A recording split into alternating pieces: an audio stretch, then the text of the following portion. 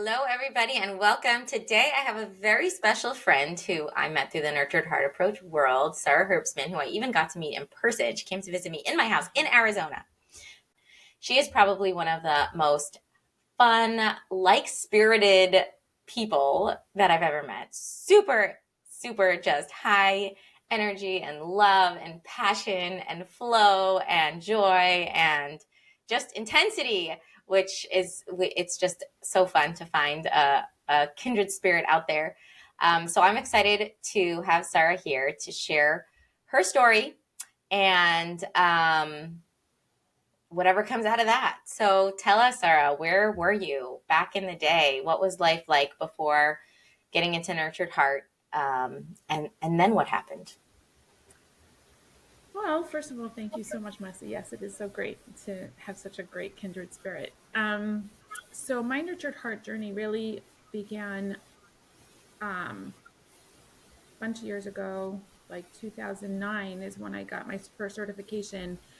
But before that, I was a young mother of three little kids who one of them didn't necessarily read the manual about how development was supposed to happen and highly just had his own needs and his own opinions and his own things and you know and I was just clueless on how to help him. So got some little interventions, but by the time he was in third grade he was living in the principal's office, and I did not have the tools until a friend of mine suggested that I take one of a mutual friend of or a friend of hers was giving this class called the Nurtured Heart Approach, and she was just starting out. And I was like, okay, I'll learn anything because I was just really, really desperate.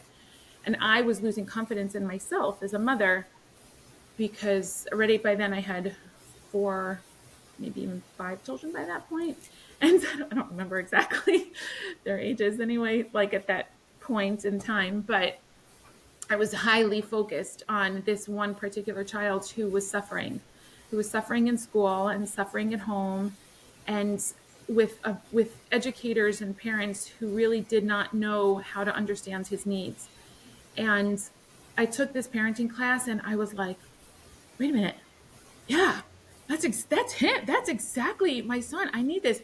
So I took that parenting class a second time because I was like drinking, and I was like, yeah, that's my son. And I was like, and then so I was like, I really need to get trained in this. I really need to understand this. And at that point, it was like, I need to help my son, but I was so at a loss for myself. I had lost confidence in myself as a mother. So I was like emailing Howard Glasser, like, wait a minute, you need a book for like the parents. Forget about the kids. You need a book for the parents. I need to do this on me. Forget about my kids. I'm so spent and I'm so lost. I don't have the tools to give this because I am just walking around with my own insecurity and my own um, inability, my lack of belief in my ability to parent the way these children needed. That I was just like emailing him, like just begging for support. And then finally, when my son was like 12, I told they were having like an early bird, CTI, go for the training. And my husband and I, we were not exactly on the same page on this. We were like, just he didn't really get it. I was like, oh, this is like oxygen, oxygen, oxygen. And I'm like, I must go for this training. And I basically told my husband, I'm like, I need to go away for this training. And it meant leaving my family for a week, which meant leaving him with all of the children by himself, with all of their fighting and all of the negativity and all of the everything for a week was like very scary for me. Never did that before. But I needed this, like deer in the headlights. And I told him, I said, I'm not going. You have to be the one to sign the checks. Back then, we actually used checks to do these things. And I'm like, you have to be the one to sign the check. I want to go, but I want to go with your blessing. And he did. And it was the most life altering experience for me. That first CTI was like, wow, Sarah Howe was at that CTI with me. And we were both like warriors, like, we need to save our children. like, yeah, hungry. And and one of the most liberating things that I learned at that CTI, Lisa Bravo was one of the trainers at that CTI, and and I was getting calls from my family, like all the negativity was just coming at me. And she said something to me. She was like, Sarah, you have permission not to receive your family's negativity. I was like, oh, that was eye opening for me, because I felt like as the mother, I had to listen. I had to be everybody's sounding board. I had to be everybody's, the peacemaker in the family to help everybody understand each other. And it was the most eye opening statement for me, was that I could choose not to receive their negativity into my space. I could choose to hold on to my views and my perspectives and own them. That was one major, major, major liberating concept for me, was that I could think for myself. I could have my own energetic, boundary around what I would receive. That was like super huge. And the other was an exercise in Howard made us do like Google our greatness. And I was like, and I had grown up, hearing, oh, you're so special, you're so special, you're so special, without really evidence as to why am I so special? What makes me so special? Da-da-da. And even when I would, say this to my kids, I have one son who would ask me, he's like, well, what do you think is so great about me? Like, why am I so great? What is it? And forcing you, to articulate, what is it that I find you so incredible for? And he, drinks it in. And I was like joking around about it. I didn't think it was real. And then I just like burst into tears, and I was like, wow. It was like, it really hit my soul. The evidence piece around nurtured heart is a big deal. Tell us more about that. Not everybody has done this exercise. Not everybody even knows nurtured heart. So when you're saying Google greatness or evidence, like what does that mean?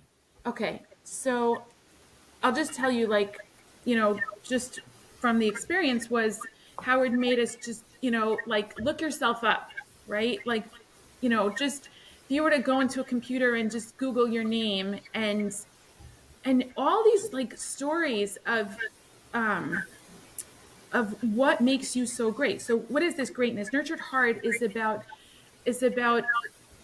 identifying, the greatness. What is greatness? Is really it's any action or intention that is in alignment with your values, with being in integrity, that makes you even an ounce of a better version of yourself than you were, like even moments before.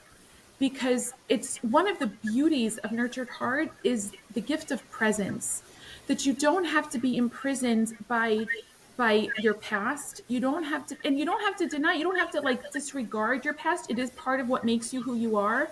But you can use, it's a very energetic approach of using the energy. Everything's energy. All emotions are energy. Everything's really energy.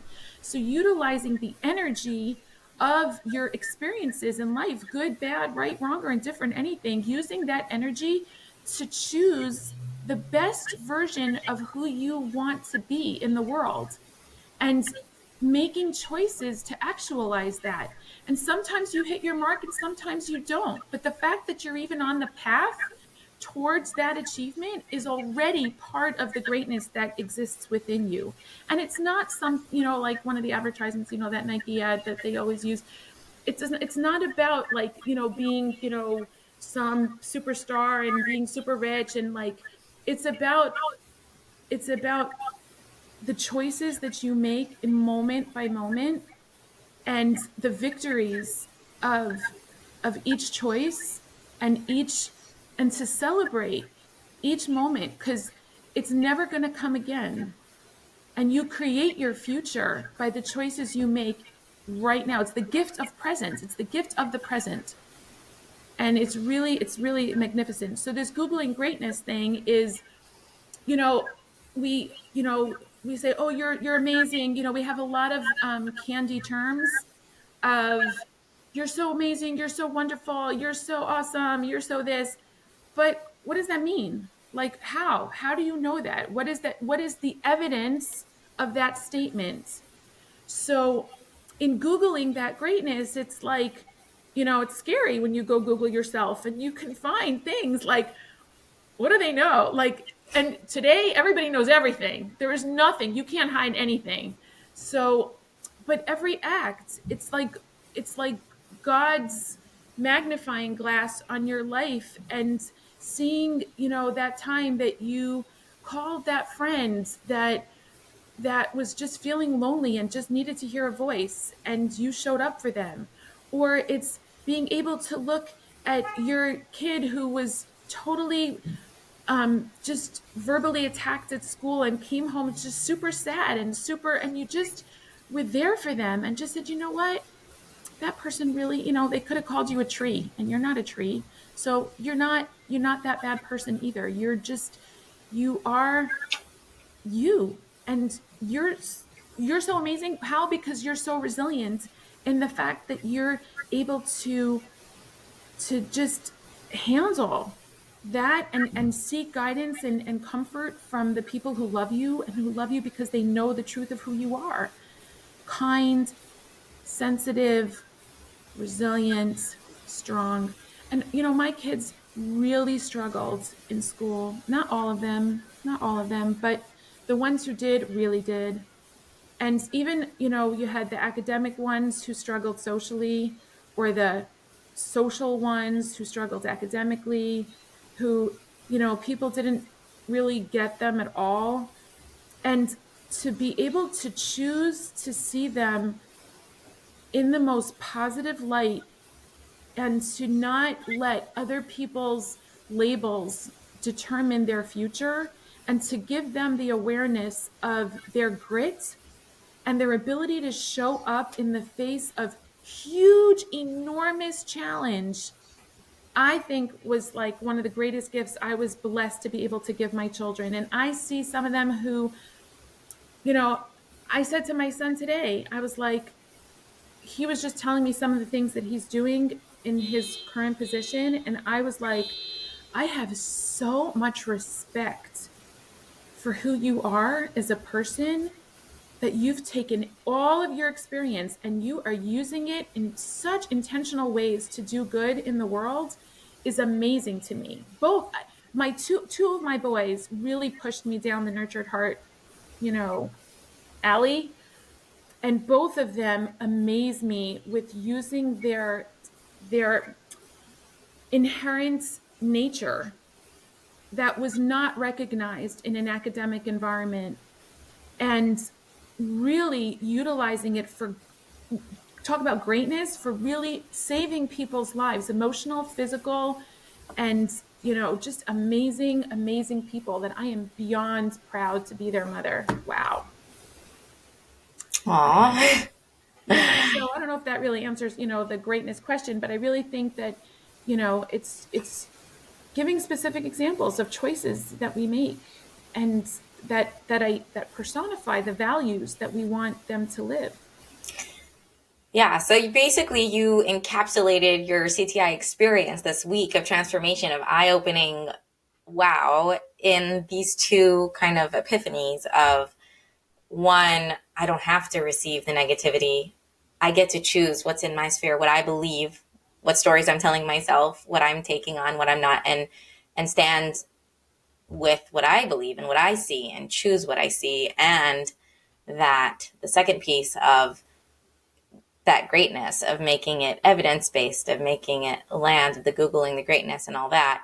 And then, so I think you are also bringing in how this was specifically impactful for you in the Googling greatness, and how that was transformative to you.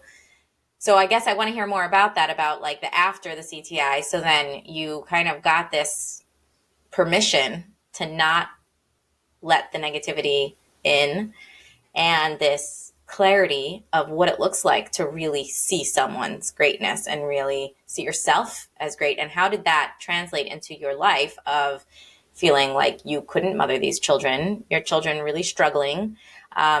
All this negativity that was being brought to you at the CTI exists. Like, you came home to it, I'm sure, right? Like, what did that look like? Yeah, so it really helps. That was really funny when I came home from that CTI. It was really funny because I ended up going on the wrong train. I ended up going on the train in the wrong direction. So when my family came to meet me at the train station, they were like, I think you got on the wrong train. I was like, I think. So it was really funny. Like, it just brought, like, we could just laugh about it. So it wasn't like I was coming home all intense of like, I'm going to come in and like fix the family, and I'm going to come in and like, just fix everybody. It was just a funny experience that we came home to some laughter, and it was like, okay, I'm not going to take myself too seriously, and I'm not going to take them too seriously. We're just going to have fun. And which was really important. Having fun is really, really important, to be able to laugh, which laughter diffuses a ton of negativity anytime, hands down. But so at that point, it was like, my family is in general highly resistant towards recognitions. They just, and I've gotten, so some of the negativity happens just by the recognition. So I was like, how's that going to go? Whatever. So it was a conscious choice for me to, I had to start teaching classes. I started teaching Nurtured Heart parenting classes right away because it helped me have an expression to help families also be able to see through new eyes, to help them while I was trying to figure it out how I was going to navigate this within my own family. Teaching it helped me process out loud what I wanted to do for my family. So that was really helpful. And because as I taught more and more classes, I became clearer and clearer as to the values and how I was going to navigate the challenges that existed in my own home. And there were times, for people, I think this is an important thing to say. There's a lot of people ask, can you do this if you're on your own? Can you do this when your husband's not on the same page? Can you do this when you're a single parent? Can you do this in the face of resistance? And I'm telling you, 1000% yes. Yes. Is it hard? You bet. Is it lonely sometimes? Absolutely. Creating a social circle of people who you can reach out to for support is really essential. And no buts. And allowing yourself permission to, one of the great things in Nurtured Heart, I think, that created Nurtured Heart in the first place was reflection. Howard, how did the whole Nurtured Heart even come to be? Was because Howard reflected on his own childhood and his own experiences to create this Nurtured Heart that kind of like downloaded to him or whatever, however he got to this. But so many of the lessons in Nurtured Heart came because he reflected on things that he was observing in the world and how that translated into life and how it can help people, affect people, this, that. And I think each of us has that opportunity within our own homes to reflect, is this working? Is this not working? Am I even pausing to reflect on who's in front of me? Am I so busy in my life? This was questions that I was asking myself. Am I so busy in my life doing, that I'm not pausing and reflecting, who are these people? What makes them different? What makes them unique? What is their unique contribution to my world, to the world, to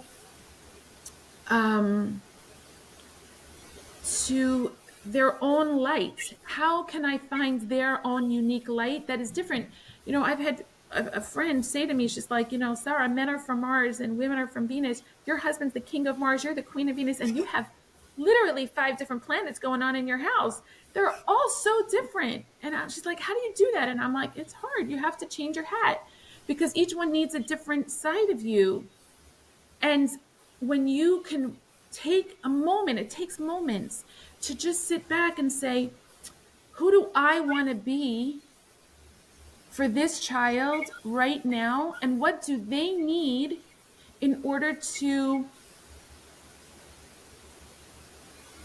flourish at this moment, you know, to flourish, at this time with this challenge or whatever. And different times, different needs. And being able to be present and say, you know what, maybe they need okay, so people are not familiar with nurtured heart, so there's different tools in nurtured heart that give language to access, kids or adults. You could use on adults. Even at that first CTI, there was someone we met in the bathroom who was like, we were all on fire, and we were just all like just whopping this person who came out like in tears, like she had just like broken up with her boyfriend. It was like she was a mess, and it was just like we just told her greatness, and it was amazing. Like you could do it with the cashier. You don't know whose life you can change by just seeing them and appreciating anything, any little thing.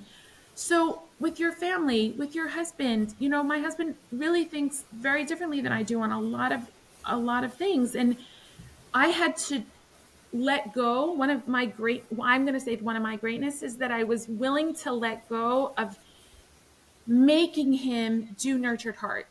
I gave up. I'm not going to fix him. I'm not going to make him think. I remember coming out of a class and there was an issue with one of our kids and he was like, ah, and I was like, listen, you do you. If that's working for you, great. I'm going to choose a different path.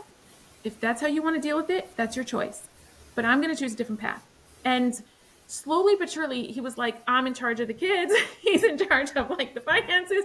It's like, I'll talk to you, Mom. Like, let her handle it, whatever. So, and, and we developed a trust with each other on, and I learned to appreciate his discipline, his responsibility towards our family, his loving presence by showing up in a way that doesn't invade them, because that's just not his way. And he gives me space to be, more hands-on in dealing with their issues and respects me for it. And I respect him for giving me the space to fill that role without undermining it. It's a big deal. That, I think, is the biggest deal. When you don't have somebody on the same page, learn to and this is your responsibility. If you want to do nurtured heart, your responsibility is to find the greatness in the person who's not on the same page as you and find their greatness in their world, and to allow your space to nurture as many hearts as you possibly can, because you literally can change so many worlds by just holding on to your strong values around. And you know what? He's grown a ton, and his ability to see my greatness, to see his kids' greatness, to see in this, in the world. He's just, it comes in, it affects other people. It's an energy. You just can't, the sunshine just shines on all the people. It does. So amazing. Your story's amazing. You've shared so many practical points, so many pieces that could be hours of talking and classes and things. I'm so grateful that we had this conversation. We are really out of time here, and I'm thinking that there are so many pieces I want to reflect on, and I want to recognize you for the transformation that you chose to do. You said, you used the words that you were with Sarah Howe and you guys were warriors. You were going to help your kids, and you did. Like, you did, really, without the support, without without everyone saying, oh yeah, this is amazing, we want this, let's do it more. Like, you just state that permission that you got from Lisa. You took that and you ran with it. You said, this is right for me, and I'm going to do this. And you never let it down, and you never put it down, even to this day. So I think as we close, and God willing, we'll have another conversation for our viewers to hear more of your wisdom. a very almost superficial but curious point is just tell us, like, for the hope piece, like, how old are your kids now, or what stage is your family in now, like present day, in like one sentence? And that's what we'll close with. So my kids are now adults. They are now ranging in age from 29 to 21, which is like crazy, crazy, crazy. And I'm blessed with five beautiful grandchildren who, to see my daughter who hated Nurtured Heart in the beginning, to see her nurture her own kids and to see her identify specificity in their greatness and to just integrate this into their lives, not necessarily in a Nurtured Heart kind of a way, but like just as who they are, is the most gratifying thing in the world. And they are really present. They are really gifts of presence and support each other, even with all their differences. They're very close and supportive of each other. And as a family, it's amazing, actually. Wow. There's So hope. beautiful. You did this. And I guess the message is we can all do this. Yes. We can all be like Sarah. So if you'd like to reach out to Sarah, you can shoot her a text. I will put her number in the show notes. And till next time, thanks for being here. And thank you so much for your time, Sarah. This was really so much wisdom here. Listen again. Listen a few times.